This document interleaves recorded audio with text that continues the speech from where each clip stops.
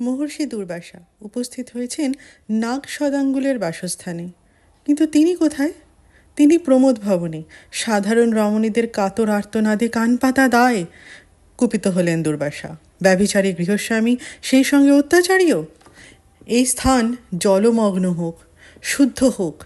ক্রুদ্ধ দুর্বাসা অভিশাপ দিয়ে স্থানত্যাগ করলেন। সংবাদ পেলেন নীলনাগ, কশ্যপমীরের নাগপ্রধান। সতী সরিয়ে কি অনাচার!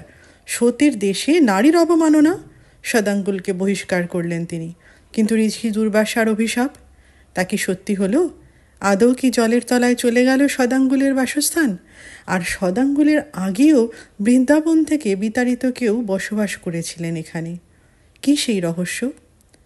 কাশ্মীরের স্থাপত্য, পুরাণ ইতিহাস, স্থানীয় প্রবাহমান সংস্কৃতির কোলাজ সব কিছু নিয়ে আসছে কশ্যপমীর থেকে কাশ্মীর। লিখেছেন সুচেতনা সেনকুমার।